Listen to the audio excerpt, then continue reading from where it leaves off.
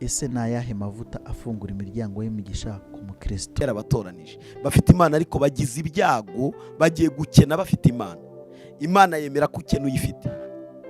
N'uyu munsi wa none dufite ikibazo cy'abakristo bibaza ngo mbese ni gute batubwira ko uwake Kristo ubuzima bwe buhinduka kubera ko Kristo nyiri byose, ndetse ngo hari n'ijambo rivuga ngo yafashe imigisha yose yo mu Imana yibumbira muri Kristo irangira muduha.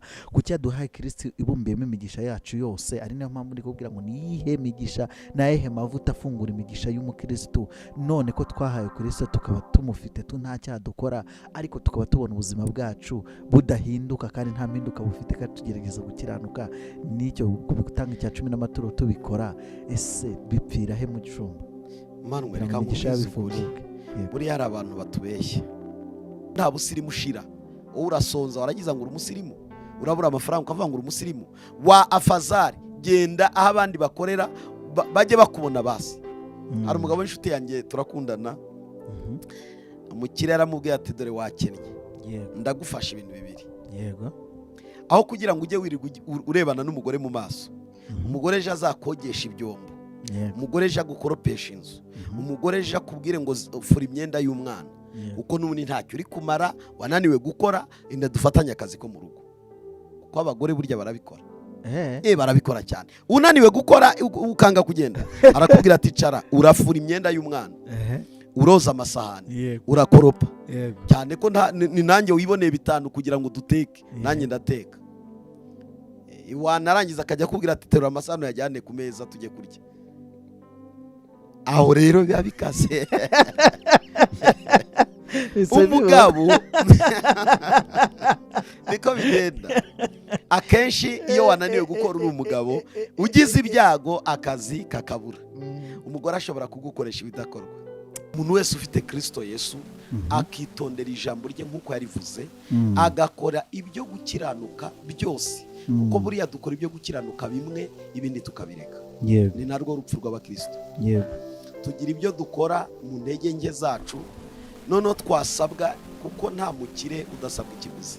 Niyo mpamvu njya mbwira abantu ngo usuzugura basizwe uba uri kure y'umugisha w'Imana. Exactly bizana umugisha. Kudashyira mu bikorwa ijambo ry'Imana, kudashyira mu bikorwa amahame y'Imana bikuzanira umuvumo. Nta mavuta ahari azana ubukire, nta mavuta ahari wisiga kugira ngo ukunde ube umukire.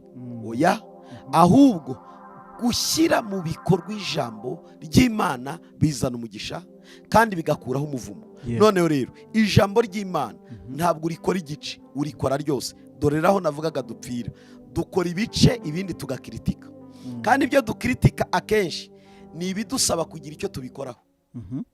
Kuko abakristo bashaka iby'ubuntu, kubera ko ngagakiza n'ubuntu. Ninde wabayobesheje? Ariko manwe kuki abantu twayobye? Agakiza si ubuntu. Ubwo ntiwabavuguruje Bibiliya? Ntabwo mvuguruza Bibiliya, ahubwo ndavuga Bibiliya. Niyo mpamvu rero gukora ubuhisemo inzira yo gukira. Yego. Noneho rero mbibutse ko umugisha wa mbere wo mu mwuka ni uw'agakiza. Ariko umugisha w'ibifatika ni ugukora. Tuma ngiye w'umuntu ambwiye ngo ntakora, mba numva namurarira ijoro, mba numva naramusengera mvuga ngo Imana imuhe akazi. Kuko ntabwo amaboko arerwa, ntabwo ubwenge bubikwa, ntabwo ubuhanga bubikwa. Afazari nakorera ubuntu ariko ngakora. Ngewe nshobora gufata icyemezo cyo gukora ngakorera umuntu nta mpembe, ariko ubwenge bwanjye nkabutanga. Ko hari umunsi umuntu azambaza ngo umuntu gukorera ibi ninde, mubizi byabaye bike, reka ngukomerezeho. Mubizanye muhira mbitumuza umwuka wanjye. Donke nibyo twabitse mu bubiko bwacu, Imana yemeye ko bitumuka. Bitumuka gute rero? Nshobora kuyabika abana bakarwarira rimwe akabaragiye, nshobora kuyabika Imana ikarema impamvu ituma atazigera agira umushinga ankorera, kubera ko icy'ingenzi narakibagiwe. Donc iyo nyatsi ntisengerwa. Nta muhanuzi w'amavuta wayikuraho, nta rwego rw'ubuhanuzi wagira wakuraho icyo. Hakorwa ihame ko ari ugushyira umutima ku nzu y'Imana, bakamenya ibikwiriye gukorerwa mu nzu y'Imana. Kugeza ubwo yabacyuriye ngo dore mwarikunze, buri wese yifuza kwiyubakira iyo nzu. y'ibitabaje. Ego muri mu nzu z'ibitabashwa, umuntu wese dore nk'ubu turi mu iterambere. Ivuze amafaranga mu rusengero avuga ngo umva babateka mutwe, umva babesikora. Twarabamenye mwabisambo mwe. Igihe kizagera ibereke ko icyo bataye bazasubira inyuma kugishaka bakabakaba. Imana mu migisha y'amafaranga, Imana ikuzamura mu migisha y'amafaranga, kuko imbuto itangwa n'iyimera. Nta wasarura ibigori yarabibye ubunyobwa, nta wasarura ubunyobwa yarabibye ibigori, icyo biba nicyo usarura. Si wose wirirwa utananyweye amazi, utanariye, kuko ntiwabonye uko urya, uri gushaka ibyafasha aba bantu. Niba bataguha icyo urya ngo umwana wawe yiga ishuri, umugore wawe arara atifumbase, ntabwo ari abakirisitu n'abapagani. Si n'abapagani, burya abapagani ni nabeza.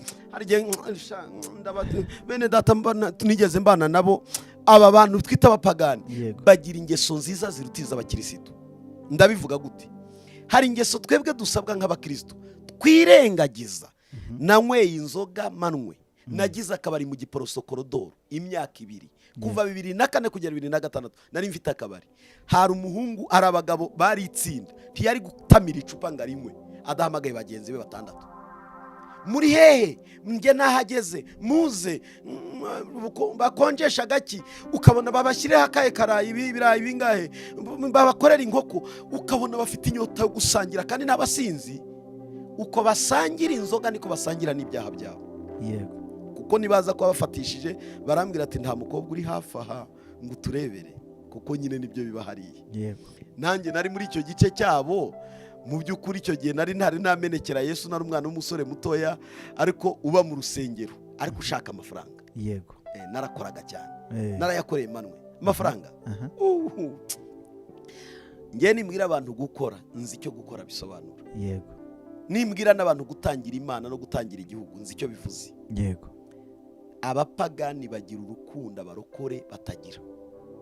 Abarokore musangira amasengesho, gusangira ibiryo bikagorana.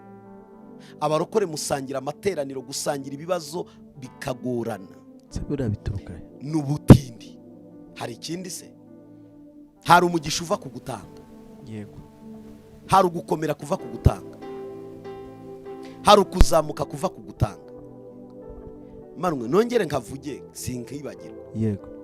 Ngewe Umutsinzi TV ninsanga babuza amabuye ya kamera, ntabwo nzagaya wowe, nzagaya abakurikirana ngo bafashwa, cyakoze ni no gufashwa ariko ntibafata. Umuntu gufashwa ni kimwe, iyo umuntu yafasha amenye icyo akora. Ariko ndavuga nti, ariko ngewe ndavuze ndi ubiba nkeya azasarura bikeya, n'ubiba nyinshi azasarura. Ubiba nyinshi iyo ni ihame. Kubihindura ngo uvuge ngo nzabikora uko mbyumva, no. Ubiba nke azasarura nke, ubiba byinshi azasarura byinshi. 7 umuntu wese atange nk'uko abigambiriye mu mutima we. Umuntu wese najya gutanga byatuma Imana imuzamura, atange nk'uko abigambiriye mu mutima we, atinuba kandi adahatwa. Ikosa rya mbere ni yinuba yabyishe. Kandi adahatwa batagombye kumuhata, kuko Imana ikunda utanga neza. Ngikunda ikimanwe utanga nezerewe. Mfashe nsengesozi ubundi umunezero utanganye niwe Imana iha agaciro. Nahakango nonwa ngo ariko baratugora ngo ariko ngo buri ngurwo rwego rutuma tudakomera. Reka nkubwize ukuri, reka mve mu ijuru, nkunda kuva mu ijuru nkaza mu isi. Iki gihugu gikunda abacyubakisha amaboko yacyo, ntigikunda abacyubakisha amagambo gusa. Reka tubashimire kandi tubifurize kugubwa neza, tubifuriza amahoro y'Imana n'umugisha w'Imana. Mwebwe tubana hano ku Mutsinzi TV umunsi ku munsi. Imana y'amahoro nibaho umugisha, nibarebe neza, nibahe kwa mu gihugu cy'Uwiteka Imana yanyibaha. Niyo mpamvu tuba twaje kuri kamera kugira ngo tubashe kuganira bwa bwiru bw'Imana, bwa bwenge bw'Imana abantu benshi mwa mukeneye kandi mubisobanura gute. Jone twasomye ijambo riri mu Baroma ngo mbese babwiriza bate ntawo batumye. Umunsi wa none rero ndi kumwe n'umushumba. Uraho neza mushumba? Uraho neza Emmanuel. Yego, amahoro y'Imana abane nawe mushumba. Namwe kandi nejejwe n'Imana ko tugiye kubana mu kiganiro kandi ni iby'igiciro, ntabwo tubimenyera, ahubwo ni ibintu duhora dushimira Imana kuba tugufitemo mu matorero, mu midugudu myinshi, mu macano menshi, ariko ukaba wemeye ko uyu munsi uduha kugira ngo tubashe kuganira. Imana iguhe umugisha. Amen. Mushumba, tumaze iminsi twaganiriye ku kiganiro kijyanye n'amavuta. Abantu benshi baragikunda, ndabizi ko banambwiye ngo tuzongere tuganire. Niyo mpamvu uyu munsi wa none nongeye kuza kugira ngo twongere tuganire. Mbere yuko tuganira, reka nsuhuze abantu bari burasirazuba, iburengerazuba, amajyepfo n'amajyaruguru, umujyi wa Kigali n'agatarasi y'abadiaspora, abantu bari kuri iyi channel ndetse n'abantu bagukunda kuri Duhumurizanye TV. Niba mukurikirana ibiganiro byo kuri Duhumurizanye TV, ni kandi niba mutanabikurikirana umusimbukire, kuko ni ahantu ashyira imbaraga, bwa bwenge bwinshi, na bya bindi mba ntamubajije, ama live streaming ahoraho, ibiganiro bihoraho, amasengesho ahoraho. Mbese uri umushumba mwiza kandi ubwiriza iby'ubutumwa bwiza. Imana iguhe umugisha. Hanyuma reka basimbukire rero bakore subscribe. Abantu bari hano mwumve yuko muhaye ikaze kuri Duhumurizanye TV, muhagenda mugakora subscribe. Niba warakoze subscribe hano nawe ndagushimiye, ariko niba utarayikora aha nahawe kugira ngo ukore subscribe. Umunsi tugiye kuganira ku kiganiro cyiza, ese ni ayahe mavuta afungura imiryango y'imigisha ku mukristo? Mbere y'uko nsubiza, ndagusaba umanze usengera abantu bari kuri iyi channel mu izina rya Yesu. Murakoze. Mwami Yesu, turagushimiye ko uri umukiza. Ubugingo bwacu warabukijije, no muri iki gihe niyo nsinzi turirimba, aho twerekeza mu minsi ya Pasika, ndetse habura umunsi umwe kugira ngo twinjire muri Pasika. Bitwibutsa imibabaro waciyemo, uburibwe wagize ibwiyo mibabaro, kugira ngo uncungure njye w'umunyabyaha. Ndagushima ko wancunguye, ndagushima ko ariko wanacunguye bene data bizeye izina ryawe. Ko niko ijambo rivuga, yavanga bamwemeye bose bakizera izina rye, yabaha ubushobozi bwo kwitwa abana b'Imana. Nicyo gituma turi abana b'Imana kubw'amaraso yamenetse ku musaraba, turi abana b'Imana kubw'igitambo cyo ku musaraba. Turashimira icyo gitambo, ari nacyo tuganishaho kwibuka muri iki gihe. Dukomeze kugubwa neza, kandi umwuka w'Imana atangirane natwe, tuze kugera ku musozo.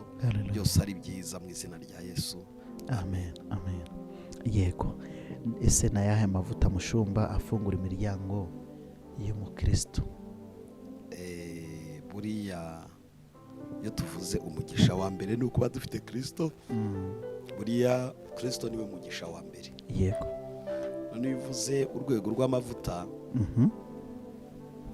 tumaze iminsi tuvuga, buriya iyo uvuze ku mavuta uba uvuze ku mwuka wera. Yego. Iyo uvuze ku mavuta uba uvuze ku mbaraga. Ko buri imbaraga ikorera mu bakristo ni imbaraga y'umwuka wera. Imbaraga y'umwuka wera idutungira intoki. Umwuka wera aduha kumenya, kwishurirwa, kumenya aho ibisubizo byacu bishobora kuva, kumenya aho amahirwe yacu ava, no kumenya inzira Imana yashyizemo yatuma tugira umugisha tugakira. Ndagira ngo mbwire abantu ko umuntu wese wuzuye umwuka wera ni umukandida wo kuba yakira. Yewe sinjya nemera ko hari umukristo w'umukene ubaho. Yego. Ahubwo yaba mu bukene, ariko bidasobanura ko ari umukene iteka. Kuko watunze aratungisha. Kuba rero none abura amafaranga si igisobanuro cy'uko azapfa adafite amafaranga. Yego. Kuba adafite ubutunzi bw'ibigaragara nonaha si ikimenyetso cy'uko ariko azasoza. Yaba mu bukene ariko si umukene. Yaba mu bihe byo kubura ibintu ariko si umukandida wo kubura ibintu, kuko Kristo ubwe aratungisha. Niyo mpamvu rero ntemera ko hari umukristo w'umukene. Yaba mu bukene agafashwa, yaba mu bukene akagira uburyo bwo gufashwa kugira ngo ave muri ibyo bihe, cyangwa se afatwa amaboko muri ibyo bihe. Ariko ibihe bizagaruka, uyu muntu nawe atungisha abandi. Kuko uwatunze aratungisha mu gihe runaka. Niyo mpamvu rero umuntu wese ufite Kristo Yesu akitondera ijambo rye nk'uko yarivuze, agakora ibyo gukiranuka byose. Kuko buriya dukora ibyo gukiranuka bimwe, ibindi tukabireka. Ni narwo rupfu rw'abakristo. Tugira ibyo dukora mu ntege nke zacu, noneho twasabwa, kuko nta mukire udasabwa ikiguzi. Waruvuze ngo amavuta atuma umuntu agira umugisha, ariko ku mukristo buriya umugisha narivuze bwa mbere ni Kristo. Ariko reka mvuga uko Salomo yawuvuze mu Migani 10:22. Yego. Yaravuze ngo umugisha Uwiteka atanga uzana ubukire kandi nta mubabaro Imana yongera. yego Ayongera kubivuga mu Migani 22 n'umurongo wa 4, aravuga ngo abubaha Uwiteka ingororano yabo ni ubukire n'icyubahiro n'ubugingo buhoraho. Buriya abantu baravuga ngo kuki utabanza ubugingo. Imana ntabwo ibanza ubugingo, habanza ubuzima muri rusange. Noneho ubuzima hari icyo bita ubugingo. Ubugingo ni ukuzabaho tubanye n'Imana. Noneho ntabwo ari ibintu tuzaba tugiye guhabwa, ahubwo twarabihawe umunsi twakiriye Kristo Yesu tukihana ibyaha byacu. Ubugingo twarabuhawe kuko Yesu niwe bugingo. Noneho rero ntituzamuhabwa dupfuye, ntituzamuhabwa tuvuye muri ubu buzima, twaramuhawe. Umwizera afite ubwo bugingo. Noneho muri ubwo bugingo harimo ubukire, icyubahiro. Iyo rero umuntu agize umugisha cyangwa amavuta icyo wari uvuze ngo amavuta azana umugisha. Amavuta azana umugisha bwa mbere nuko ubuzima bwo kuzura umwuka wera. Ndavuga amavuta ariko ku mwuka, simvuga amavuta nk'abe yabasiga abantu, uko abantu barabyitiranya. Ari yasaye umwuka, ariko birira yemera muri Yakobo 5:14. Mbese muri mwe hari urwaye, natumira abakuru b'itorero bamusige amavuta, bamusengere bamusiza amavuta, kandi isengesho ryo kwizera rizakiza umurwayi, umwami amuhagurutse, naho yaba arakoze ibyaha amanwe azaba abibabariwe. Buriya abantu ntibajya bamenya authority bakubatambye. Donc nje nkagusengera uri umurwayi nubwo waba arakoze ibyaha, bikaba ngombwa ko dukore isengesho ryo gusigwa, ririmo gukira indwara rikaba no kubabarirwa ibyaha. Ntabwo ari Yesu bikora ako kanya ngo abikore gutyo gusa, ahubwo abikorera muri twe. Nicyo gituma hari abantu basigiwe kubera abandi umugisha, ariko iyo batabizi bagira umuvumo kubera ko batazubakuraho umuvumo. Kandi isengesho ryo kwizera rizakiza umurwayi, umwami amuhagurutse. Ariko hari ababikoze, ni abatambyi babisigiwe, ni abantu babihamagariwe barabisigirwa. Niyo mpamvu njya mbwira abantu ngo usuzugura basizwe uba uri kure y'umugisha w'Imana. Noneho rero amavuta azana umugisha ku mukristo bwa mbere nuko yumvira Imana.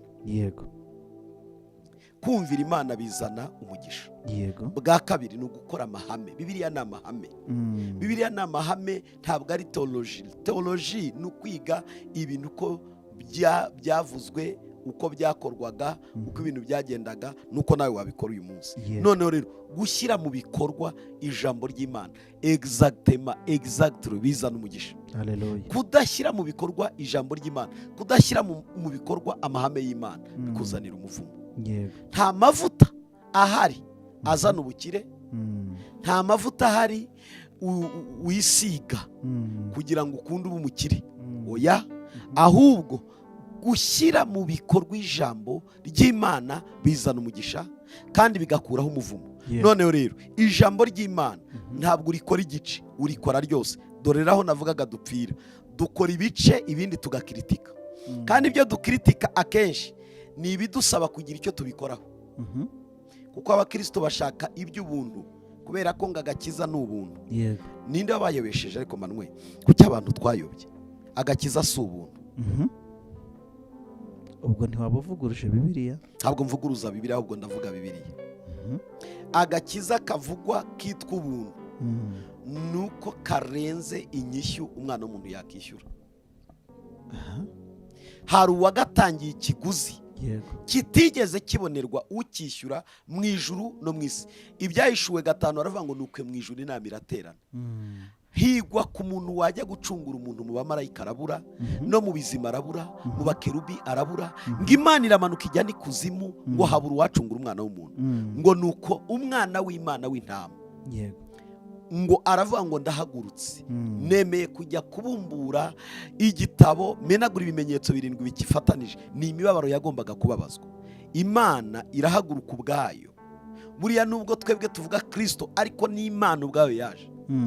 Nuko Imana ihinduka umuntu, ibana n'abantu. Amen. Niwe Yesu waje ari ishusho y'Imana.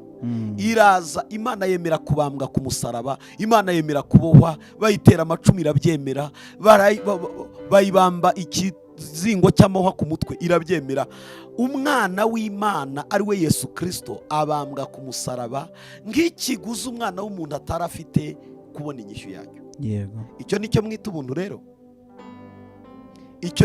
Icyo cyakoze nicyo cyitwa ubuntu. Dore ubuntu buvugwa rero mbusobanure.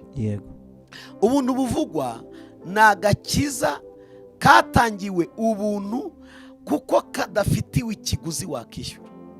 Donge mu mafaranga ntibirimo, mu izahabu ntibirimo, gasegereti ntiyaboneka akishyura ikiguzi cy'agakiza. Umva, amabuye y'agaciro ku isi yose ariho, niyo watanga ibirombe biri ku isi yose ntibyabona inyishyu yakishyura ikiguzi, kuko hatanzwe amaraso ntihatanzwe amafaranga. Ndagira ngo nkubwire ikintu cyitwa icyo twita ubuntu ni ikiguzi cy'amaraso yamenetse ku musaraba. Noneho rero kucyita icy'ubuntu ntabwo ari ubuntu. Ese manwe ubu tujyanye muri resitora, hoteli Sherando, hoteli Marriott, hoteli ziri hano i Kigali, tukarya Kigali Hyatt, tukarya Kigali Convention, hakurya mu mujyi n'ahandi za Serena, n'ahandi hirya ku ruhande, iri ku ruhande rwa Serena urayibuka, Marriott. Nagiye umunsi umwe turagenda, umuntu turarya, dusigayo yishyuye nk'ibihumbi hafi mirenga 500. Twara abantu nka 3 turarya kweri, turya ibyiza twifuza. Aravuga ati fagitire ni yanjye, njye sinakoze mu mufuka wanjye ngo nishyure, ariko hari uwakoze mu mufuka arishyura. Natinyuka kuvuga ngo nari iby'ubuntu, hari uwishyuye. Wari iby'ubuntu ariko ntabwo ari iby'ubusa, niko mbitekereza. Ariko ubundi agakiza kavugwa ku buntu si ubusa nyine. Hari uwishyuye ikiguzi. Yesu yishyuye ikiguzi, ndora Imana Edouard atakishyura, Emmanuel tuyishimira atakishyura, n'abadukurikiye ntibabona icyo kiguzi. Kuko mfite abana ariko sinabatanga ngo babambwe ku musaraba. Sinzi uwaduha ufite uwo yabamba ku musaraba muduhe, atubwira ati ngewe wanjye namubamba ku musaraba bakamushinga ibintu byose byakubitishijwe Yesu, nanjye natanga uwanjye. Reka tureke uwo mwana, wowe wakitanga ubwawe, wenda umwana we wanamutanga kuko ari ugiye kubabazwa, wowe wakitanga. Nahirera ikiguzi cy'agakiza kivuga, ntabwo ari ubuntu bw'ubusa, hari uwishyuye. Noneho icyo kiguzi niyo mpamvu bivuga ngo uzagikerensa afite ibyago bikomeye, azacirwaho iteka nta mbabazi, nta miyaga, nta tolerance. Nicyo gituma ukerensa umwana w'Imana agakerensa amaraso yabambwe yamenetse ku musaraba, abatutsi Imana n'icyaha kitazababarirwa iteka ryose, kuko yatanze icy'agaciro. So rero Yesu noneho Yesu we yatubereye irembo twinjiriramo kumwumvira no kumvira ijambo rye no gukora ibyo adusaba, nibyo biduhesha umugisha. Navuze ku yindi nzira yo kugira ngo abantu babashe kubona umugisha mu buryo bw'ibifatika. Hari umugisha wo mu mwuka turamufite ni Kristo. Hari umugisha w'ibifatika rero ni ugukora. Waka kugira umukoro w'icyo ukora, kuko ntushobora kugira umutunzi udakora. Watungishwa nyine birabyumvikana. Ni ukuvuga ngo umuntu ushaka kurya agomba gukora, umuntu ushaka gukira agomba gukora. Iyo wahisemo kwanga gukora, uba uhisemo inzira yo kudakira, kuko nta mukire wicaye mu rugo, nta mukire uryamira, nta mukire ubaho ari aho gusa arera amaboko yifumbase. Abakire bose ni abakozi, ntibaryama, ntibasinzira, ndetse usanga abazamu babo basinzira kuruta abashebuja.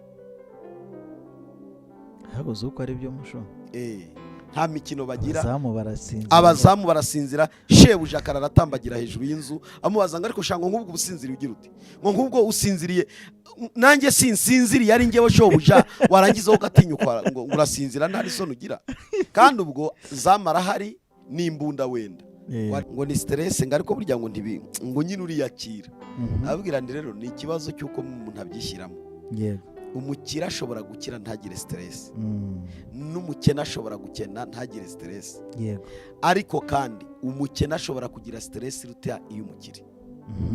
Kuko umukire ashobora kugira stress y'ibintu bye yatumye, ariko si umukene ko we nta n'ibyo yatumye, ko nta n'ibyo yenda kubona, cyane ko arara yiganyira ibyo azarya nuko azabaho. nuko ubuzima bwe bugiye kurangira bwishwe n'inzara. Ariko uriya we niyo stress ye nuko wenda avuga ngo ese biragera hano ibyo natumye Dubai, ibyo natumye mu Bushinwa. Stress rero ziratandukanye. Stress y'umukire n'iy'umukene ziratandukanye. Niyo mpamvu rero gukora ubuhisemo inzira yo gukira. Noneho rero mbibutse ko umugisha wa mbere wo mu mwuka ni uw'agakiza. Ariko umugisha w'ibifatika ni ugukora. Ni nacyo gituma ngewe w'umuntu ambwiye ngo ntakora, mba numva namurarira ijoro, mba numva naramusengera mvuga ngo Imana imuhe akazi. Manwe nta kintu kiryoha nko kubona umuntu afite akazi. Oya, akazi kararyoha mushumba. Ariko uza akazi, uzi ko ngewe iyo mfite akazi n'ubundi uri kubona ko ndi kuri iyi kamera, mba numva nuzuye, mba numva navuga indimi. Ariko iyo mbuze ibyo nkora mba numva mbabaye, kuko ntabwo amaboko arerwa, ntabwo ubwenge bubikwa, ntabwo ubuhanga bubikwa. Afazari nakorera ubuntu ariko ngakora. Ngewe nshobora gufata icyemezo cyo gukora ngakorera umuntu nta mpembe, ariko ubwenge bwanjye nkabutanga. Kuko hari umunsi umuntu azambaza ngo umuntu ugukorera ibi ninde? Ati ni umuhungu wanjye, ati kandi pe abikora nta n'amafaranga muhaye, nta n'akazi numva mfite ko kumuha cyane, gusa yahisemo kuza kumfasha no kubikora ndamuhemba. Mumbe ngenda mukeneye. Urumva ko kuba aha akazi gakorerwa bigiye kumpesha inzira yo kubona umushahara. Ariko kuba mu buriri, kuba mu cyumba, kuba muri saro, kwirirwa uzenguruka wakoze mu mifuka wigize umuntu w'umusirimu kandi nta busirimu, kuko nta busirimu ushira. Wowe urasonza waragiza ngo uri umusirimu, urabura amafaranga ukavuga ngo uri umusirimu. Wa afazari genda aho abandi bakorera bajye bakubona basi. Hari umugabo w'inshuti yanjye turakundana, umukire yaramubwiye ati dore wakennye, ndagufasha ibintu bibiri. Aho kugira ngo ujye wirirwa urebana n'umugore mu maso, umugore ejo azakogesha ibyombo, umugore ejo agukoropesha inzu, umugore ejo akubwire ngo fura imyenda y'umwana, kuko n'ubundi ntacyo uri kumara, wananiwe gukora, inda dufatanye akazi ko mu rugo. Kuko abagore burya barabikora. Barabikora cyane. Unaniwe gukora ukanga kugenda, arakubwira ati cara urafura imyenda y'umwana, uroza amasahani, urakoropa. Cyane ko ni nanjye wiboneye bitanu kugira ngo duteke, nanjye ndateka. Wanarangiza akajya akubwira ati terura amasahani yajyane ku meza tujye kurya. Aho rero biba bikase. Umugabo niko bigenda. Akenshi iyo wananiwe gukora uri umugabo, ugize ibyago akazi kakabura, umugore ashobora kugukoresha ibidakorwa. Ashobora no kubwira ati reka nkubwire mugabo rero turagabana akazi k'uyu munsi, ndakorera mu nzu ukorere hanze, cyangwa ukorere hanze nkorere mu nzu. Imirimo yo mu rugo murayigabana. Kandi nawe kuko nta yandi mahitamo, hari n'abikoreza akabwira umugabo ati jya kuzana amazi, urabona amazi atashize, kubera ko umugabo yabuze icyo ajya gukora. Hari igihe akoreshwa imirimo itari ngombwa. Si uko ibihugu by'i Burayi badasangira imirimo, batwumve neza, baba batarika abagabo b'Abanyafurika muraciriritse. No, buri muco n'ahantu hawo. I Burayi basangira imirimo, ngira ngo basangira no kurera abana. Ariko hano muri Afurika mvugira i Kigali ntabwo ariko bikorwa. Mvuze rero kuba mu Rwanda, ariko nitugera ku Burayi bo basangira imirimo. Ariko nabo ntekereza ko ari uko umukozi ahenze, nabo bifuza kumugira. Icyo mvuga rero, umuntu akwiriye kujya gukora kugira ngo abone umugisha w'ibifatika, kuko umugisha w'ibifatika uzanwa no gukora. Noneho abakozi b'Imana basabwa gukorera Imana mu bantu, kugira ngo abantu babibemwo wa mugisha Imana yasezeranije. Iyo ndimo mbwiriza ubutumwa bwiza, Bibiliya ivuga ngo umubwiriza butumwa akwiriye gutungwa n'ubwo butumwa abwiriza. Umushumba ushumba urusengero akwiriye gutungwa n'urwo rusengero ashumbye. Ndetse n'abandi bakorana, buri umushumba ntakora wenyine, afite delegation nini y'urusengero. Niho twigishije kuri ya maturo y'ibya 10 bitangwa. Yego. Imana irabifuhira manwe ku buryo bukomeye. Ku buryo Imana itajya yihanganira umuntu witwa umukristo utazi kuyitangira amafaranga. Reka nkoresha amafaranga, nkoreshe n'ibyo kurya byo mu mirima, ibyo abantu basaruye. Kutamenya gutangira Imana ni ikintu gishobora gutuma Imana itazemera kukuzamura, ukazarinda upfa, n'abazagukomokaho batabikora ntibahe gukira. Noneho ukambaza ngo nta bantu bakize se batabikora. kubwire rya jambo riri mu Bikorinto rivuga ngo Imana izazana umurimo wose mu rubanza. Abantu Imana yahaye amahirwe yo gukira ntibayige gutangira Imana mu bwami, ibarindirije urubanza rukomeye ruteye ubwoba. Ibyambera byiza kuzaba muri urwo rubanza rw'ibyo yambaye simbikoreshe mu bwami, nabaho ntabifite, kuko urubanza ruzabaho ni urw'imirimo. Bivuze rero ngo hari abantu Imana idaha kugira ngo itazabajyana mu rubanza. Hari abidaha, hari n'abiha ikemera ko bazaca mu rubanza. Hari n'abarwanira kubigeraho bakemera kubira icyuya, kuko icyuya cyacu kijya kiduha umusaruro, ariko ikavuga ngo nubwo wawubonye se wabize icyuya wenyine nabwo bizagushyira mu rubanza. Ibintu byose umuntu ahabwa n'Imana. Reka nkwereke uburyo bikomeye. Turi kubona ko ndi umuntu wuzuye, uyu mubiri wanjye udakoreye Imana bizanjyana mu rubanza. Imbwire ngo ko wagize amagara mazima, kwereka abatari bafite amagara mazima bankoreye, kwereka abantu batari bacumbagiraga bankoreye, buzuza icyo nabashyiriyeho. N'ubu buzima ndimo butarwaye buzanshyirisha mu rubanza nindakorera Imana. Nabonye ejo bundi umugabo udafite n'umusore, ni umugabo, ntabwo ndamenya niba ariko nta maguru nta maboko afite, ariko arakorera Imana ku rwego ngewe navuze ngo uwampa umugabane umwe mu migabane atunze. Buriya ikintu cyitwa amafaranga ni imbuto, ni imwe mu mbuto Imana yatanze ku bantu. Ni imbuto ibibwa kugira ngo ibonwe, yongere yunguke. Ni nayo mpamvu hariho bizinesi. Iyo bavuga ngo ubucuruzi, gukora amafaranga mu bucuruzi, ni ugutanga amafaranga akagaruka yungutse, cyangwa se washoye mu bintu runaka bigaruka byungutse. Imana yaravuze ngo abakoresha amafaranga mu gice cy'ubwami bw'Imana, Imana izabagarurira umugisha ukubye imbuto batanze y'amafaranga. Nicyo gituma nk'uko umuntu ajya gukora mu kazi bakamuhemba, niko umuntu iyo afashe kuri ya mafaranga akayatanga mu bwami bw'Imana ntashobora gupfa ayo mafaranga atamugarukiye kandi akubye. Bwa kabiri, hari igihe ndetse iyo mbuto yateye kuko ari ngari, n'abana be bazayirya, n'abazamukomokaho, n'abuzukuru n'abuzukuruza kuri ya mafaranga yagiye atanga mu bwami bw'Imana. Nicyo gituma imbuto, nanjye ubwanjye ndi imbuto yatanzwe, n'ibyo mpabwa n'imbuto. Kudakorera Imana bishobora kuzana umwuka w'ubukene mu butunzi bwacu. Niyo mpamvu tubanga icya cumi. Yaravuze ngo Imana iburana icya cumi muri Maraki 3 n'umurongo wa 8 kumanuka kugera nka 12, yari iri gusubiza ikibazo cyo muri Hagayi 1 ku murongo wa 2 n'uwa 3 kumanuka kugera nko kuri 12. Abantu barahingaga bagasarura ubusa, barakoraga bagasa naho bakorera mu mufuka utobotse, bararyaga ntibahage, barambaraga ntibashira imbeho, yewe ngo ndetse n'ibyo basaruye bakabizana mu rugo ikabitumuza umuyaga. Reka nkubwire nk'umuyaga Manwe, uzi ko hari igihe ukorera amafaranga ukashyira kuri konti wayasevinze, Imana ikarema serwakira izayatwara utubatse mu inzu. Ngo Hagayi 1 ku murongo wa 3 cyangwa uhere ku wa 2 umanuke kugera kuri 12. Kansome. Uwiteka Nyiringabo aravuga ati ubwoko buravuga buti igihe cyo kongera kubaka inzu y'Uwiteka ntikiragera. Ni nko kwerekana ko umurimo w'Imana ntabwo ari igihe cyo kuwukora. 3 maze ijambo ry'Uwiteka riza kuri Hagayi uhanuzi riti, mbese birakwiye ko mwibera mu mazu yanyu y'ibitabashwa, naho urusengero rukaba rubaye umusaka. Noneho rero Uwiteka Nyiringabo aravuga ati, nimwubake ibyo nimwibuke ibyo mukora.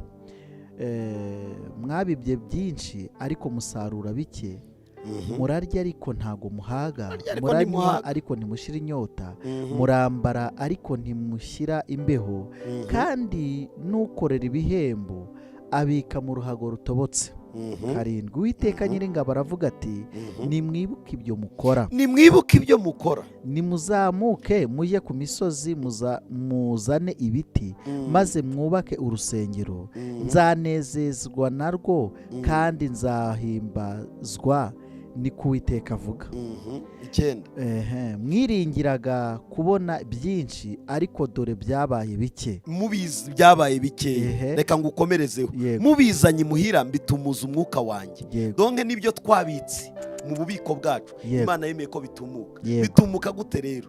Shobora kuyabika abana bakarwarira rimwe akabaragiye. Shobora kuyabika Imana ikarema impamvu ituma atazigera agira umushinga ankorera, kubera ko icy'ingenzi narakibagiwe. Donc iyo nyatsi ntisengerwa. Yego. Nta muhanuzi w'amavuta wayikuraho. Yego. Nta rwego rw'ubuhanuzi wagira wakuraho icyo. Hakorwa ihame. Ihame kwari ugushyira umutima ku nzu y'Imana, bakamenya ibikwiriye gukorerwa mu nzu y'Imana. Kugeza ubwo yabacyuriye ngo dore mwarikunze buri wese yifuza kwiyubakira iyo nzu y'ibitabaje. Ego, muri mu nzu z'ibitabashwa, umuntu wese dore nk'ubu turi mu iterambere. Ivuze amafaranga mu rusengero avuga ngo umva bateka mutwe, umva babesikora. Twarabamenye mwabisambo mwe. Igihe kizagera ibereke ko icyo bataye bazasubira inyuma kugishaka bakabakaba. Hari igihe umuntu azashaka gutura adafite ayatura. Hari igihe umuntu azashaka gutanga icyacuma adafite icyo atanga. Hari igihe umuntu azashaka kubibira Imana ntahakura imbuto yo kubiba, kubera ko impamvu ya mbere, bwa mbere nge ndi imbuto yatanzwe, aho nashyizwe nkura naho Imana yampaye, n'ikimenyi cy'uko ari Imana yahambaye. Umunsi umwe nzahava, nabo nahasanze barahavuye ndahajya. Ni ikimenyetso cy'uko ngwiriye guhora mbashimira Imana, ntekereza niki ngwiriye gukora kuri uyu mugisha muto nabonye, kugira ngo ndusheho gutera intambwe. Kuko uko ugenda ukorera Imana mu migisha y'amafaranga, Imana ikuzamura mu migisha y'amafaranga. Kuko imbuto itangwa n'iyimera. Nta wasarura ibigori yarabibye ubunyobwa, nta wasarura ubunyobwa arabibye ibigori. Icyo biba nicyo usarura. Aha bari baravuye mu bunyage manwe. Imyaka 70 bava mu bunyage, kura barekura. Yarababwiye ngo Imana ya Isiraheli yamenyesheje ko ubu bwoko buri hano inshyiriyeho kugira ngo mubohore bujye kuyubakira urusengero Yerusalemu. None imyaka 70 irashize, are mwese mugende mujyi wanyu. Dore abahambirira byose, abaha amafaranga, abaha ibiti, abaha buri kimwe cyose, abaha amabuye. Mugende intego ari ukubakira Imana urusengero. Niba atari ukubakira Imana urusengero, ubunyage mwakabugumyemo. Donc hatari intego y'urusengero, reka mvugira ukuri noneho ku mugaragaro, hatari intego y'urusengero, imigisha dufite n'impfabusa. Hatari urusengero, hatariho kuramya Imana, hatariho gushaka ubuturo Imana, none baravuga ngo tuzatura mu mitima. Ntabwo Imana izatura mu rusengero, ituye mu mitima ariko izaramirizwa mu rusengero. Icyo kimenye n'abadukureye cyo bakimenye. Hatariho urusengero ubukristo ntiburiho. Kanongere mbivuge neza, umunsi insengero zizashiraho mu isi, ntituzasigarana urusengero rw'umutima ngo rubeho. Cyane ko urusengero nirwo rwazanye ubukristo. Ntabwo abantu bajya babyumva. Hari umuntu umwe nigeze kumva avuga manwe ngare kubundi izi nsengero bazifunga bakazimaraho. Icyo yavuga yakivuze nkawe, ariko nuko utamenya agaciro ku rusengero. Buriya manwe nta mukristo udaterana umara imyaka 10 akiri umukristo adaterana. Tibikunda. Aba yarabaye iki?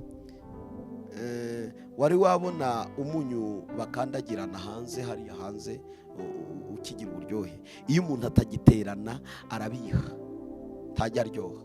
Buriya materaniro abyutsa uburyohe muri twe. Baririmbyi baririmba, ya masengesho turi hamwe, kwakuramya no guhimbaza, uba wumva waje ubabaye, ukumva uraryohewe. Manuel yakubita mu ijambo ati haleluya, atari kurayivuze we. Ibibazo yarafite mu rugo n'ibindi yarafite mu kazi agasa nabyibagiweho. Icyo kintu muremeye cyo mu rusengero agiye gutahana kiramuha kwihanganira ahandi ababariye, kiramuha gukomerera ahandi akomereye. Iyo rero urusengero rutajyari ngo duhure, imbaraga zanjye zihure n'izawe, nge ndashirirwa. Iyo nshiriwe rero ikizakurikiraho nawe uracyumva cy'umukristo washiriwe. Ubwo bivuze ngo urusengero ni ikinya? Si ikinya gusa, ahubwo n'ubuzima. Kuko ikinya bashobora kukigutera mu kanya bikarangira gutyo, kuko ikinya ntikivura, ariko urusengero rwo ruravura. Nicyo nari mbivugiye, kubera ko umuntu ashobora kuza mu rusengero akumva bya bibazo yari afite bisa nkaho yururutse umutima, ariko akabisanga mu rugo. burya Imana urabona ukuntu bafasha umugore kubyara iyo bamuteye anesthesi ikinya cya general wenda bagiye kumwopera aba ari ukugira ngo bamukize kuba yapfana n'umwana atari kubabara. None ikinya cyo mu rusengero cyo dore uko kimeze kigufasha kugera ku munsi wo gutabarirwaho. Amen. Ni imbaraga igusunika kugeza ku munsi uzaboneraho ubutabazi bw'Imana udakoze icyaha kandi cyari gutuma ukora icyaha gihari. Kuko kwiba wakiba kuko hari impamvu ari gutuma wiba, waba uraye. Yego. Utagiye gusambana kandi udafite ibyo uri burye. Simvuze ko abantu baba ari bo basambana n'abahaze barasambana, ariko ndavuga wa munyamibabaro ukeneye imbaraga zizamugeza ku munsi wo gutabarirwaho. Urusengero ruramufasha cyane. Noneho rero buriya ubukristo dufite mu Rwanda bwazanywe n'urusengero. Ntitwigeze tugira ubukristo butari ku rusengero. N'uyu munsi tubuze urusengero mu gihugu cy'u Rwanda zose zikaba zidakora, ubukristo bwabugiye. Hari abantu batabyumva. Wowe uba wumva ngo ariko ngenga iwanjye nahasengera imyaka ingahe se? Hari abantu batazi agaciro k'ubukristo. Ni ukutamenya agaciro k'ubukristo, inkomoko y'ubukristo n'agaciro k'urusengero. Aha rero Imana irababwira ati nzabafuhira ku kindi icyo ari cyo cyose. Aha hantu uzi ingaruka zarimo. Yego. Ba Manuel babavuga butumwa, ba Manuel babahanuzi, ba Manuel babashumba, ba Manuel ba protokole, ba Manuel babadiyakoni bari barataye urusengero bajya guhiga hanze.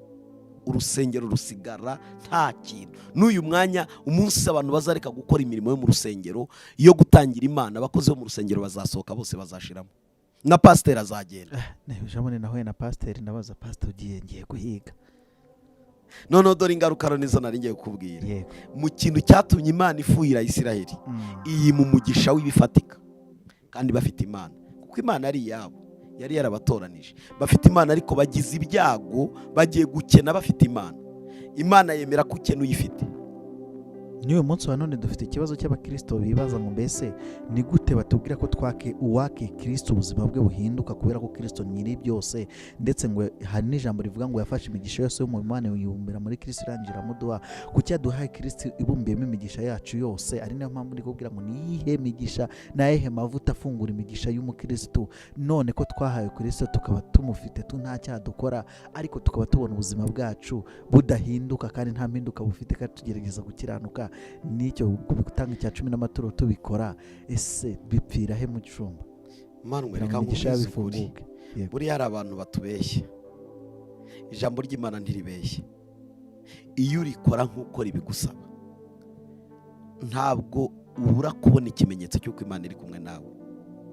Ahubwo abantu bakiranuka ukwezi kumwe, andi mezi 5 bagakiranirwa, kwa gatandatu bagakiranuka, maze kwa 9 bakazongera akavati oya donke dukiranuka mu bihembwe mu masizoni arongwe no wumve. Mu by'ukuri abantu tuzakiranuka mu ma episode no mu maseri hagiraho tunari ibihembwe. Yego. Bitera gahinda ngubwiza ukuri. Njya mbona igihugu cyacu ni igihugu cyiza kandi nkunda.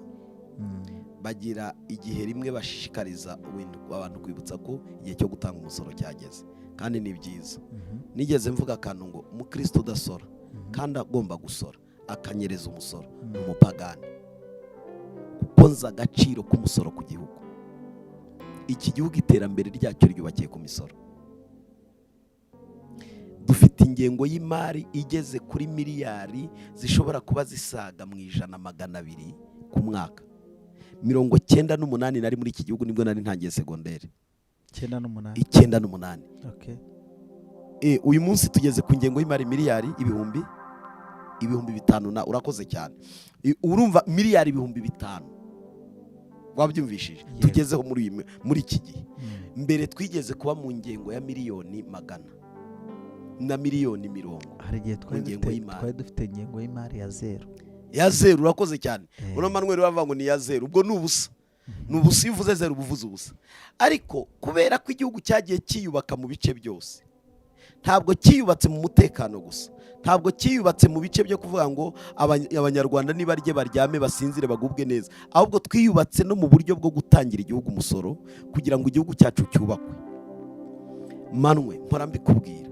Umunsi kuri cano Mutsinzi TV n'Umutsinzi Ministry uzasonza, ntabwo aba bantu Imana izabashima. bivuze ngo hari igihe itabashimye. Ariko reka nigarukire hano. Oya, ndagira ngo nkwerurire, icya mbere niba banyura ni box bakakwandikira. Hari akantu nagiye kuvuga, ibi byo kunyandikira byo menya bakakubwira ati twafashijwe. Nako nari ngiye kuvuga. Kuvuga ngo bafashijwe byo barabivuga. No muri comment n'ikiganiro twakoranye ejo bundi, hari n'abantu bari hanze muri Amerika, hari n'abandi baragaruka gukira kubera ko babonye iki kiganiro. None reka nkubaze, aburetse ugiye kunjyana kure. Yego, ibi bafasha wabitangiye ikiguzi kingana iki kugira ngo ubibone? Ubu se sinkizi, iyo uva kugira ngo ungereho, ungeraho ntuye, nyobewe amafaranga utanga uko angana, nyobewe ku munsi wose wirirwa utananyweye amazi, utanariye, kuko ntiwabonye uko urya, uri gushaka ibyafasha aba bantu. Niba bataguha icyo urya ngo umwana wawe yiga ishuri, umugore wawe arara atifumbase, ntabwo ari abakristo n'abapagani. Si n'abapagani, burya abapagani ni nabeza. Bene data tunigeze mbana nabo, aba bantu twita abapagani bagira ingeso nziza zirutiza abakirisitu. Ndabivuga gute? Hari ingeso twebwe dusabwa nk'abakristo twirengagiza. Nanyweye inzoga manwe, nagize akabari mu Giporosokorodoro imyaka 2, kuva 2004 kugera 2006 nari mfite akabari. Hari umuhungu, ari abagabo bari itsinda, ntiyari gutamira icupa ngarimwe, adahamagaye bagenzi be 6. Muri hehe nge nahageze, muze bakonjesha gaki, ukabona babashyireho akaye karayi ibirayi bingahe, babakorera inkoko, ukabona bafite inyota yo gusangira kandi n'abasinzi. Uko basangira inzoga niko basangira n'ibyaha byabo. Yego, kuko nibaza ko bafatishije barambwira ati nta mukobwa uri hafi aha ngo turebere, kuko nyine nibyo biba hariye. Yego, nanjye nari muri icyo gice cyabo. Mu by'ukuri icyo gihe nari namenekera Yesu, nari umwana w'umusore mutoya ariko uba mu rusengero ariko ushaka amafaranga. Yego, narakoraga cyane, narayakoreye manwe amafaranga. Ngiye nimbwira abantu gukora, nzi icyo gukora bisobanura. Yego, nimbwira n'abantu gutangira Imana no gutangira igihugu, nzi icyo bivuze. Yego, abapagani bagira urukundo, abarokore batagira. Abarokore musangira amasengesho, gusangira ibiryo bikagorana. Abarokore musangira amateraniro, gusangira ibibazo bikagorana. Sebura bituruka n'ubutindi. Hari ikindi se? Noneho ikiri munsi y'ubupaganiro n'ubutindi. Nabuze nuko mbwita. Okay. Imanwe niba wazi wanjye, ngafata amasani nkashyira munsi y'igitanda. Yego. Wasohoka nkapfundura munsi y'igitanda kugira ngo njye n'abana n'umugore. Yego. N'ubutindi si kintu. Manwe niba namenya kugiye kuburara, singuhifu, ikiro cy'umuceri, iwanjye hari umufuka, n'ubutindi bw'ubuhanya. Niba manwe nagira amafaranga bakagusohora mu nzu nyaryamanye, n'ubutindi bw'ubuhanya. Kuko abapagani ntibajya babyemera, baragutwerera. Abapagani bazi gutwerera. Ariko imyaka maze mu bukristo igera kuri 25, utagira ngo ndi umwana wo mu gakiza. Ni myinshi. Mbere yuko mba mu bukristo bwo muri ADPR kugeza uyu munsi, nabaye mu kiliziya kuva data mbyaye, kugeza ubwo 9 na kangahe n'8 nari umuhereza kwa padiri. Urumva ibyisengero nge ndabizi. Yego. Tugira gushaka ko Imana inyifashiriza ku giti cyanjye, abandi ntibandeba. Ubundi iyo ni ingeso mbi ya Satani, ni ingeso y'umwanzi, si ingeso y'Imana. Imana iravuga ngo mwene so niba babaye anezerwe ku bwawe, mwene so niba afite icyo akennye umukenure. Bibiliya iravuga ngo nta bakene babaga hagati muri bo. Uri buki cyanditswe kiri mu byakozwe n'intumwa. Yego, muri 2 kumanuka kuri za 40. Yego, na aho na 1 na 2 na 3 hafi aho na 4. Iyo ugeze mu gice cya 4 cy'ibyakozwe n'intumwa, byari hame Yesu yababwiye ko ntiyakagira umukene uba hagati muri mwe. Bagurishaga ibyabo bakabizana ku birenge by'intumwa, bakabisaranganya. Ijambo ryitwa isaranganya ryabaye mu Rwanda. Uri buka Kagame yabikoze Burasirazuba. Yambuye abantu amahegitari, arababwira ati no, wowe ugira hegitari 50, abo muturanye nta n'eshanu, nta n'ebyiri, nta n'imwe. Aravuga ati nubwo muri abajenerali, muri abakoroneri, muri biki mukorera igihugu, arabambura. Urabizi ko hari bamwe banigumuye. Yego. Ku gihugu arababwira ati mwigumure, ntabwo dushaka ko mubi bisambo bene ako kageni. Uwo ni perezida wacu. Mutekereza ko Imana itekereza iki? Niba ari umuntu akababara abanyarwanda bamwe badafite abandi bigwijeho byose. Ni umuntu ukunda abanyarwanda. Imana yabaremyeyo itekereza iki? None icyo nkubwira ni iki rero, hari umugisha uva ku gutanga, hari ugukomera kuva ku gutanga, hari ukuzamuka kuva ku gutanga. Manwe nongere nkavuge sinkibagirwa, yego, ngewe Umutsinzi TV ninsanga babuze amabuye ya kamera, ntabwo nzagaya wowe, nzagaya abakurikirana ngo bafashwa, cyakoze ni no gufashwa ariko ntibafata. Umuntu gufashwa ni kimwe, iyo umuntu yafasha amenya icyo akora. Ninsanga umunsi iyi kamera nshya ndeba wabuze lenzi, iyi ngiyi yagize ibibazo ukabura lenzi yo kugura, mukambwira ati byakomeye, ni ikibazo cy'aba bantu bagukurikira. Uri umwere, uri innocent ku maso y'Imana. Nese tuvuge ko iyi kamera ariyo natangiriyeho, nyine niba atariyo watangiriyeho, ubwo ufite uko zagiye ziza, ariko dushimiye abantu bagize uruhare rwo kugira ngo izi kamera ziboneke. Ntawe bakanezezwa bakanafashwa n'ibyo bafatije kamera batagizemo uruhare. Erega manwe nicyo kibazo dufite. Imana iyo ijya kuzamura umuntu ireba ubwonko bwe. Ubwira ikosa Imana itakora, ntizaguha ibintu utazigera ufashisha abandi. Njyewe yampaye amafaranga yo kugira umutima wo gushyira kuri kamera, wo gushyira byonyine ibukora ni ikimenyetso cyo gukunda abantu. Ngo mubamucuruza ngo ni views. Kuri mbabwire ko ibiganiro turi gukora bitazana views. Dushatse kandi manwe abantu bajye bamenya akakantu, turi abakristo, turabashumba, tuzi ko ni Imana viewing. Imana ireba aba bantu bakora ibihe biganiro. Ni ibyo kugira ngo babone views cyangwa nibyo gukiza imitima y'abantu. Ibizana views biraho biri mushumba. Ikiganiro nkora yenda ibiganiro biri hano, ibiganiro nshobora gukora hano 30, nta nubwo bishobora byibuza kimwe cya kabiri cyayo nabitanzeho, ntayo nakuramo kimwe, usibye kimwe, yenda kimwe cya kabiri cyayo nayitanzeho mu biganiro 30, ntayo nabonamo. Reka nkwerurire, iyi kamera nzi ko yenze iri mu mamiliyoni. Yego, reka nkubwize ukuri, niyo wakora umwaka kuri icano yanyu ntiwabona ayo mafaranga yaguriye kamera. Urakoze cyane. Hatagize amaboko agufata.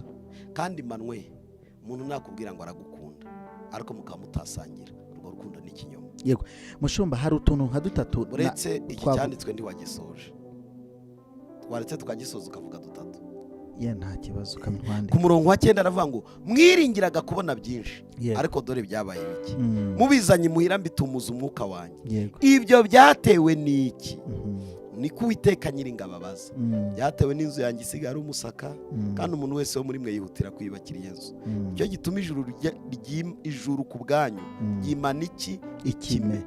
Ikime n'isi kabura umwero wayo. Nuwo rero mugisha watangiye kubura. Wabyumvishije? Nuko ntera amapfa mu gihugu, no ku misozi, no ku myaka, no ku nzabibu, no ku mavuta ya elayo, no ku byera mu butaka byose, no ku bantu, no ku matungo, no ku mirimo yose ikoreshwa iki?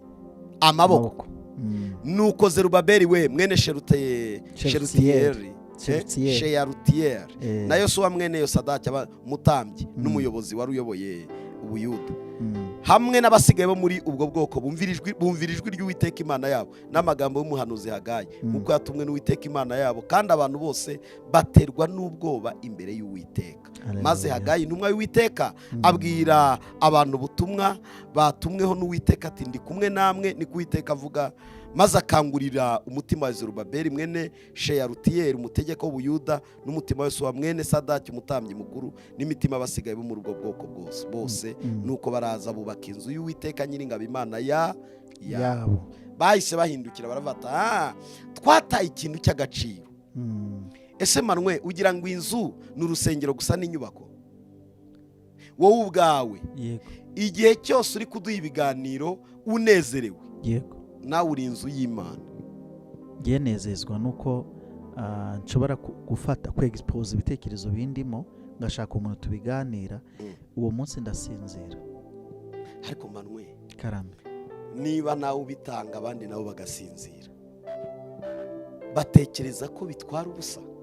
Reka se n'urugero rwa bugufi. Ndabizi ko umaze iminsi ukeneye za mikrofone, hari ibintu byinshi umaze iminsi mbona ko ukeneye.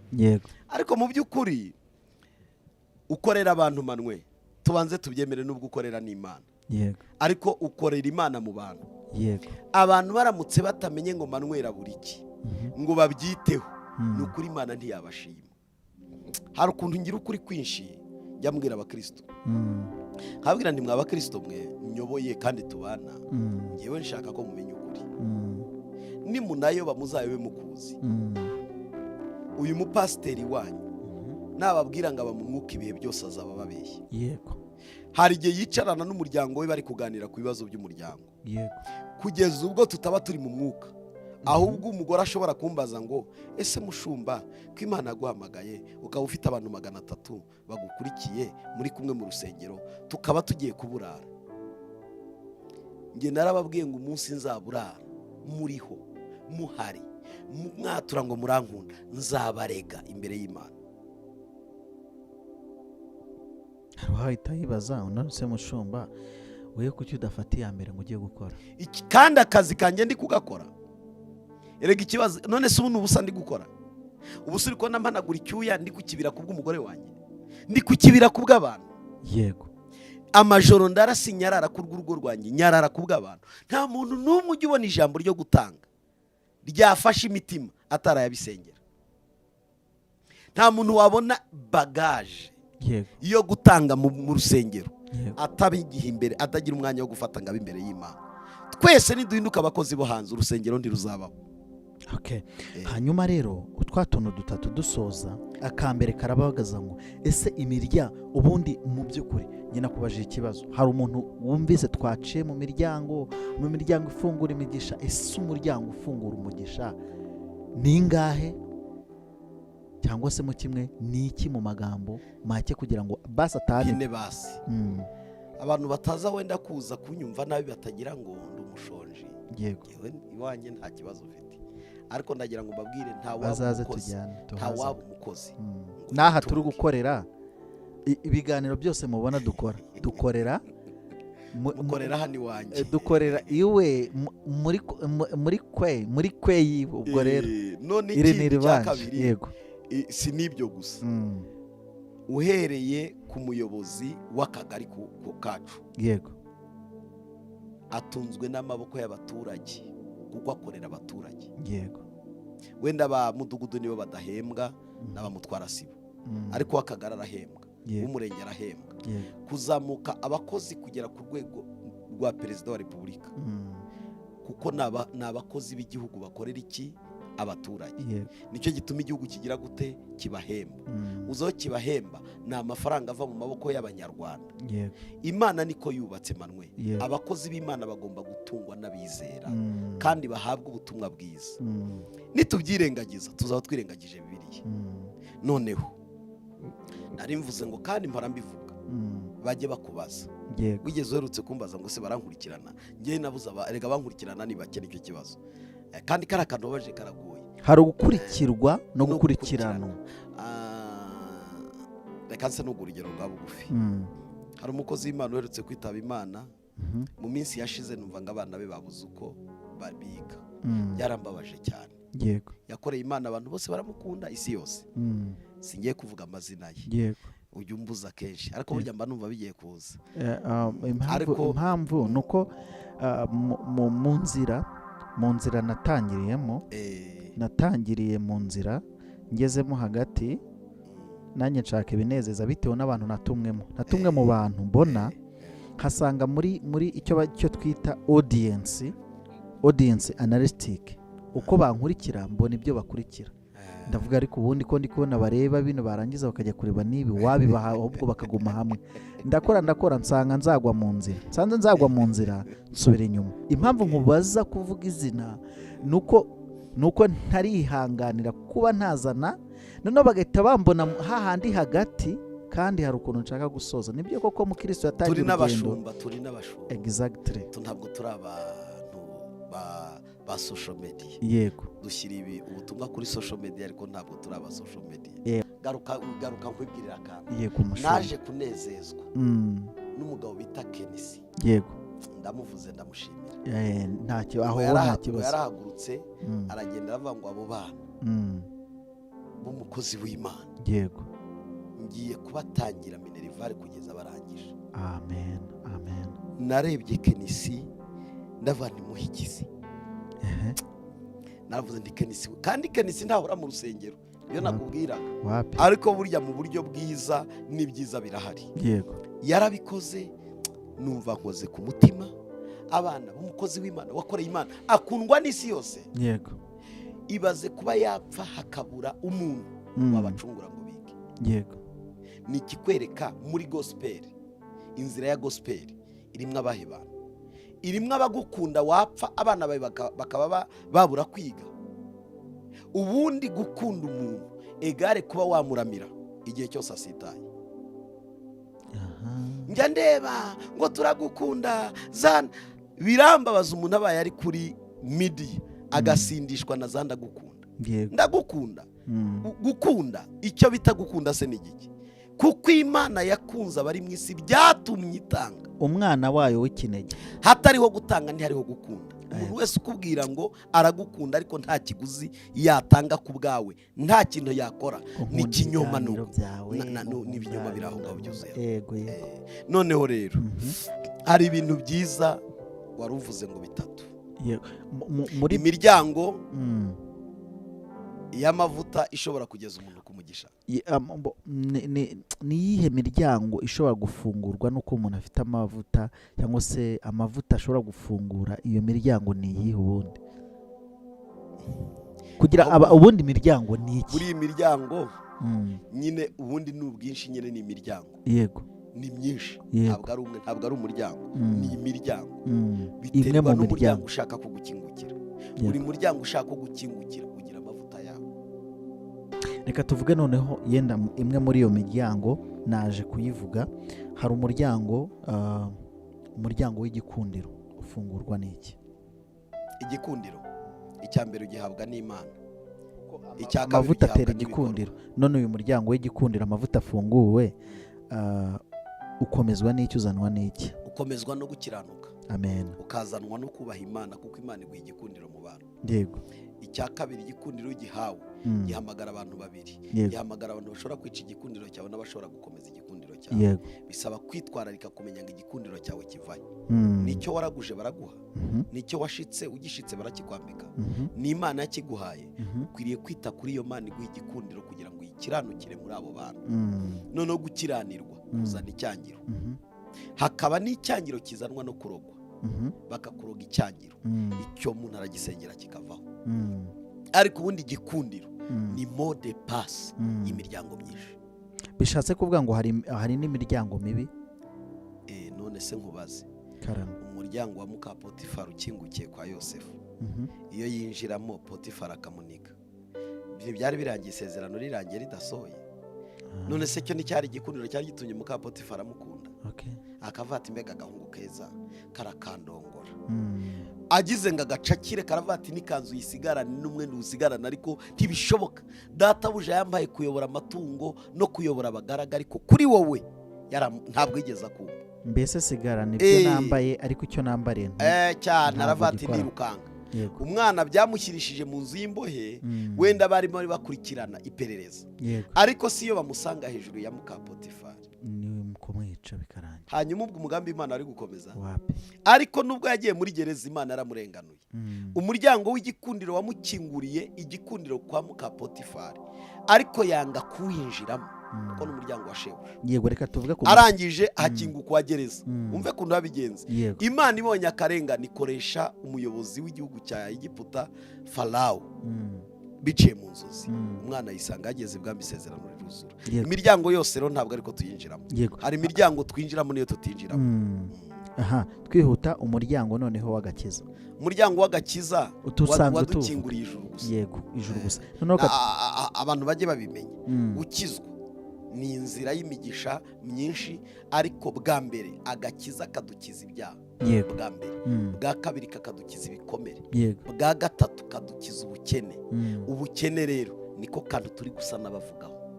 Hanyuma agakiza gashobora kugufungura umuryango w'ubukire. Ahubwo ubundi agakiza ni ubukire, ahubwo upfa ukennye kubera kutamenya amahame y'agakiza. Erega manwe, reka nguhe urugero rwa bugufi. Uyu mwanya umuntu ashobora kuba afite telefone yawe, akamenya gushyiramo nimero no guhamagara gusa, ariko se telefone yawe nibyo biyigize gusa? oya, menya ikoresha byinshi. Noneho rero uko umuntu agenda amenya ibyo, aha, iyo uhanyuze uba uciye mu iyo nzira niyo gukira ibyaha, iyo nyuze muri iyi si niyo gukira ibikomere, iyo nyuze hasi niyo gukira ubukene, iyo nyuze hasi usanga uko ugenda waguka umenya uko ukwiriye gukora ibintu, niko n'umugisha wawe waguka. none rero kutabimenya ukaherera kuri kamwe gusa, uzagira ngo telefone itunzwe no kuyihamagara gusa, ariko ntushobora kujya muri YouTube, ntushobora kujya Facebook, ntushobora kujya kuri Instagram, ntushobora kujya kuri X ya nani ya Twitter. Wowe ugira ngo gusa ngo nugushyiramo nimero, shyiramo 078 allo ati ndakubya ati mufunge bika, ugira ngo telefone ni ikimaze gusa. oya, noneho rero n'agakiza suko kari. Agakiza ni ikintu kinini kidukiza ibintu byinshi, harimo no gukira ubukene, kuko agakiza ubundi nibwo bukire bwa mbere. amen. Ubundi abantu badafite agakiza n'abakene. ubwo rero ubwo abantu bashaka agakiza konyine bazajya mu ijuru gusa, ariko mbibutse ukuri, biri gitubwira ngo hahirwa abapfa bapfiriye mu mwami, n'abanyamahirwe. yego, umwuka nakavuga ati nukuri baruhuka, ariko imirimo yabo nizagenda ibaherekeje. hanyuma umuntu utazagira imirimo wazaba arwaye, azajya mu ijuru ariko nta nyine se ikibazo ni kimwe, washyiriwe mu isi gukora imirimo. Erega uzaba umeze nka hari abantu bazarimbuka kubw'uko batujuje inshingano. Erega buriya ndi ku isi, ndi kuri misiyo. ariko ngo hari abazanahabwa nijoro bameze nk'abakuwe mu muriro nk'umushumba. uzi nk'abakuwe mu muriro, rya jambo icyo rivuga? oya, ntabwo mbizi mushumba. muri Zekariya 3, uriya n'umutambyi wari wabuze icyo arya mu rusengero arasohoka. Yoshuwa umutambyi agaragara imbere ya marayika w'Imana yambaye ikanzu irimo ibizinga. Yataye urusengero, pasiteri wataye urusengero akajya gucuruza, akora amarorerwa, akora amahano. reka ngiye kwasoma ariko mise Yoshuwa ngiki cyaha bya bindi navuze, Maraki 3:8 kumanuka kugera 12, Hagayi 1 kugera hariya kuri 12. Ikosa ryabaye ni rimwe, ibyatambwaga mu rusengero byarahagaritswe. Bihagaritswe, pasiteri Yoshuwa wari umutambyi mukuru w'urusengero arasohoka ajya gushugurika, acuruza inyanya, acuruza intoryi, ategana n'ibitoki, aragenda ajya mu bintu byose, no mu mboga ajyamo. Atangira kwica umunzani, ariba nk'abandi, arabeshya nk'abandi, arandura. Urusengero rwuzuye rumaze kubakwa, Satani ati nahageze, uyu si umutambyi ukwiriye ubutambyi bw'Imana. Marayika abwira Satani ngo Satani we, Uwiteka aguhane, Uwiteka wacunga Isiraheli aguhane, ibyago wateje abantu. Uyu nubwo yambaye ikanzu y'ikizinga, impamvu iri Mana irayizi kuruta kuza kumurega. Buri ibirego Satani bimwe aturega, Imana ishobora kubyirengagiza kuko izi impamvu y'ibirego bye. N'ubu uyu mwanya hari abashumba bashobora guhemuzwa n'ubukene. Imana yabireba ikabona ati impamvu udatungana n'ubukene bwawe. Ubukene butuma umushumba ataba umushumba, ubukene butuma umuhanuzi ataba umuhanuzi, ubukene butuma umuntu akora amarorerwa. Ngiki kintu cyatumye bavuga ngo uyu nonaha marayika genda ufate ikanzu nziza, mwambura iki kirimo ikizinga, mwambika indi kanzu. Ahita aramubwira ngo uyu nguyu ntameze nk'umushumba ukuwe mu muriro. Donc urubanza rumukatira rwari rwuzuye, agombaga kwicwa. Yarakwiriye kutaba umutambyi. Ariko Satani wasenye urusengero agatuma Yoshuwa asohoka mu rusengero akajya gushaka iby'isi hanze kugira ngo atunge abana n'umugore, atunge n'umuryango. Iyi Mana yamubabariye atagombye kuvuga ngo nimumbabarire. Nkubwire Manwe, n'uyu mwanya nakoreye Imana, hari ibintu Imana ishobora kumbabarira itagishije inama, kuko izi umutima wanjye kuruta abanshije. Reka nongere mbisubiremo, nubwo abantu banshinja ari 1000, si impamvu yatuma ncirwaho iteka.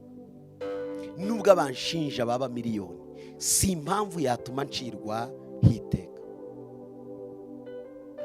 Kubera iki? Imana izi umutima wanjye kuruta abanshinja. Ndagaruka kuri wa mugore muri Yohana 8. Baramushinja bati uyu mugore yafashwe asambana. Yesu arangije yandika hasi arabwira ngo utagira icyaha n'abari ubanza kumutera ibuye. Icyaha ntabwo ari yagikoze, yari yagikoze. kuki batamwicishije amabuye? Ngo yaranditse ngo imitima yabo bose irabarega, bagenda urusorongo bose baragenda.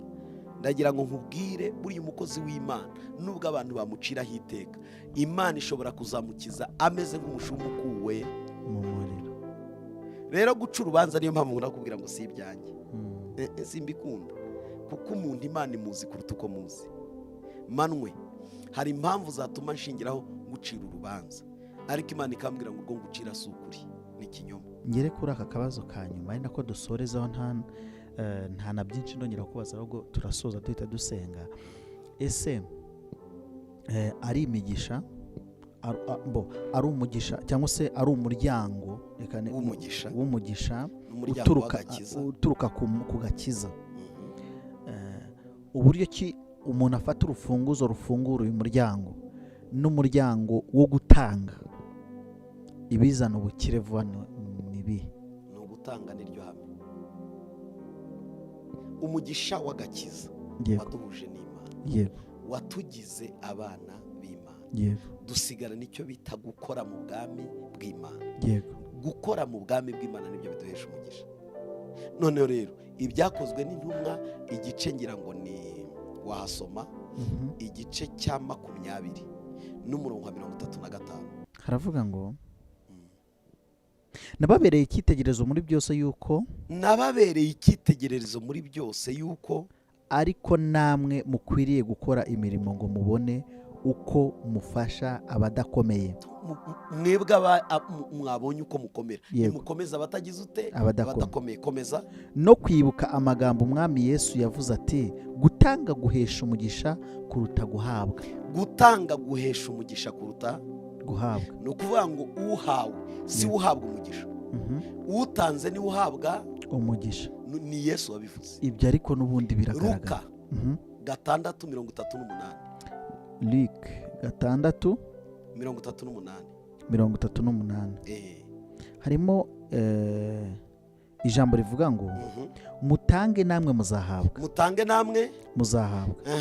Urugero rwiza rutsindagiye, rucugushije, rusesekaye nirwo muzagererwamo. Urwo mugerera mwabo bantu mwabikoze mutyo nirwo namwe muzagererwamo. Kuko urugero mugereramo abandi ari rwo namwe muzagererwamo. Imana igumugisha. Abakorinto ba 2 igice cya 9 umurongo wa 6. Abikorinto ba 2 yego ibice 9 yego umurongo wa 6 n'uwa 7. Ibice 9 umurongo wa 6. Ariko ndavuga nti, ariko ngewe ndavuze ndi, yego, ubiba nkeya azasarura bikeya, n'ubiba nyinshi azasarura. Ubiba nyinshi iryo ni ihame. Kubihindura ngo uvuge ngo nzabikora uko mbyumva, no. Ubiba nke azasarura nke, ubiba byinshi azasarura byinshi. 7. Umuntu wese atange nk'uko abigambiriye mu mutima we. Umuntu wese najya gutanga byatuma Imana imuzamura, atange nk'uko abigambiriye mu mutima we, atinuba kandi adahatwa. Ikosa rya mbere ni yinuba yabyishe. Yego. Kandi adahatwa batagombye kumuhata, kuko Imana ikunda utanga neza. Ngikunda ikimanwe utanga nezerewe. Mfashe nsenge sozi. Ubundi umunezero utanganye niwe Imana iha agaciro. Naho akango nonwa ngo ariko baratugora, ngo ariko ngo buri ngurwo rwego rutuma tudakomera. Reka nkubwize ukuri, reka mve mu ijuru, nkunda kuva mu ijuru nkaza mu isi. Iki gihugu gikunda abacyubakisha amaboko yacyo, ntigikunda abacyubakisha amagambo gusa. Nubwo nabo kibakeneye, ariko gikeneye abacyubakisha amaboko cyane. Ubwire amagambo bakeneye ku muntu ni amagambo azaherekezwa n'ibikorwa bye, kuko hari abantu bavuga amagambo ibikorwa byabo bigasenya igihugu. Ibikorwa bivuga kuruta amagambo. Nicyo gituma baravuga ngo kora ndebe irutavuga numve. Ndagira ngo nkubwire ko Imana ntikunda abanyamunwa, ikunda abavuga bagakora. Soma Yakobo igice cya mbere ku murongo wa 22. Igice cya mbere umurongo wa 22 haravuga ngo ariko rero mujye mukora iby'iryo jambo mwumva mu rya purike, atari ukupfa kuryumva gusa ngo murekere aho ngo mwishuke ngo twumvishe ariko ntacyo twabikoraho. Dore rero ikosa abarokore batuye mu kwishuka. Turumva ariko kwa purika gushyira mu bikorwa, ngaho urupfu rw'abarokore. Tuzi gutega amatwi, tuzi gufashwa, tuzi gutera induru. Nkubwiza ukuri, na Rayon Sport igira abafana babiri, igira abatanga ibiguzi kugira ngo Rayon Sport ibeho, ikagira n'abakomereza ibisiga amarangi, bemera no kwikuba ku modoka, bemera no kwambara ibitambaro, bemera no kugenda kuri moto zicuramye akareba inyuma, kandi urabizi ko amategeko atabyemera. Ariko uko bakitwara na bisi bari mu madirishya, leta yafashe icyemezo cyo kutabahana. Ariko uzabikore muri bisi itwara abagenzi, urebe ukuntu abapolisi bakumerera nabi cyane. Kubera iki? Barabyemererwa muri icyo gihe barimo kwishima bene ako kageni.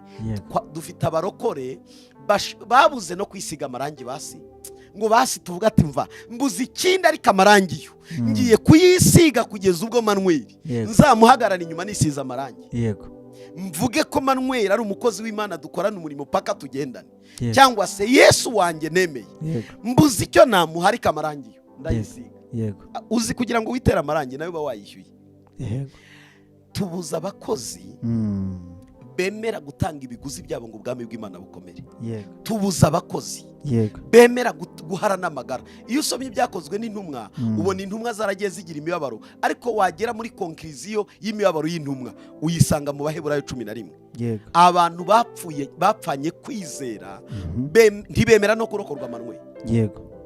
Ubundi reka nkubwize ukuri, kuri ngewe gukomera k'ubwami bw'Imana bingana n'ibyo nkora mu bwami bw'Imana. Gukomera mu gihugu cyanjye bizangana n'icyo nzakorera igihugu cyanjye. Kugira izina rigira agaciro mu muryango wanjye bizangana n'icyo nakoreye umuryango wanjye. Nta mirimo, nta bikorwa, n'amagambo akwiriye kurekera. Rero nakubwiye ntangira ntizanda gukunda na za muri beza ntabwo zihagije, nubwo nabyo ari byiza. Dukeneye gukora, haba mu buryo bwo gufasha imiryango yacu, dukeneye gukora haba ari ugufasha abakozi b'Imana n'itorero rya Kristo, dukeneye gukora no kugira ngo tuzamure igihugu cyacu. Nta muntu n'umwe ukundwa atari umukozi.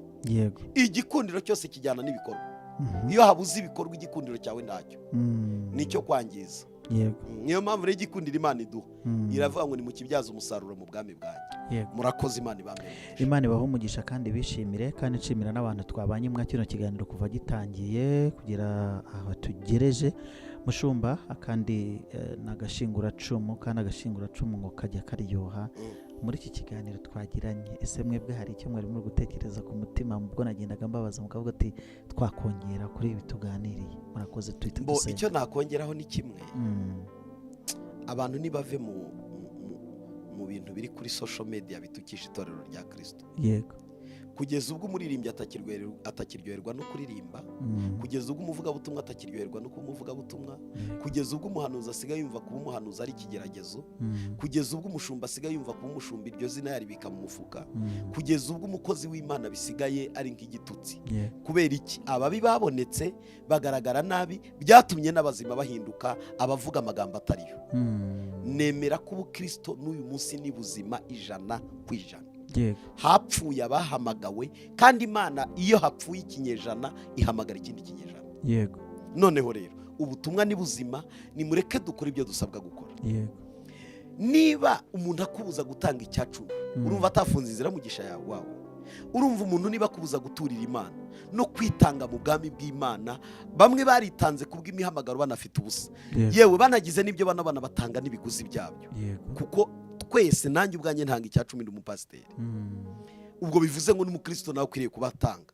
Kandi ndenga no kuri ibyo nkavuga n'ubutumwa. Mureke twubake umurimo wa Kristo kandi tuwubakishe kuvuga ibyiza kuruta kuvuga ibibi, kuko abanyabibi bo bazahoraho. Kera Yesu yaje ababi bariho, agiye abasigaho. Ba Paulo bavuze bavuga ngo hariho abantu z'ibinyoma ntibavutse ubu, bahozeho, bazahoraho, ntibazigera babura. Ariko twebwe mureke twerekana ubudasa, dukora, dushyira mu bikorwa ijambo ry'Imana, dukundana, twubahana, twubaka Umutsinzi TV n'Umutsinzi Ministry. Hanyuma Manuel, umunsi nzabona uri kumbwira ngo ufite contact kubw'abantu bo ku Mutsinzi, nibwo nzaseka. kubera ko reka nkubwire hari ibintu bisigaye bimbabaza, abantu bakumva ko kuvuga ubutumwa ari ikintu gitoya.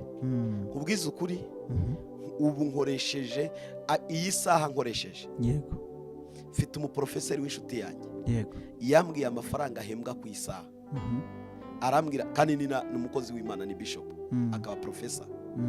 Isaha imwe ashobora kwinjiza ibihumbi birenga 400 isaha imwe. yego, aragenda agakora amasaha 4 cyangwa 5 ku munsi, akanaza asigaye akayakorera mu nzu y'Imana. Ni umukire, isaha ye arayibarirwa. Mu rusengero ageze aravuga ati shingiye ko Imana yambaye umugisha, mu rusengero ntacyo nzirirwa mbaza, ahubwo nzajya shyigikira umurimo w'Imana kuri ya mafaranga yanjye. Niba isizi guhemba umuprofeseri ku isaha, ubu turinjije ku buryo isaha 2, 3, 4, 5 twabura icyo dukora, ku buryo ibi ngibi tubipfobya tukabona ari impfabusa, ku buryo nta mugisha tukwiriye kugira.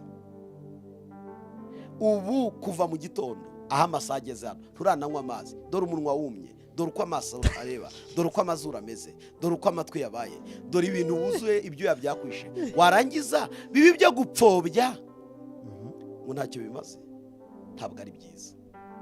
Tubyirinde, tubirwanye, tumenye ko abakozi b'Imana hari abapfu, hari n'abazima. Mureke dukurikira abazima, abapfuye tubihorere. Si n'impamvu yo kubavuga Kristo arahagije. Yego, Imana ibambere umugisha. Murakoze. Yego, murakoze cyane. Mwasenga tugasoza kandi dusengera n'abantu badukurikiye, tunabasabira n'umugisha mu izina rya Yesu Kristo. Nawe tugusabira umugisha, Imana yongeraho ukuye, ubundi ikiganiro cyo nakagaruka. Shalom.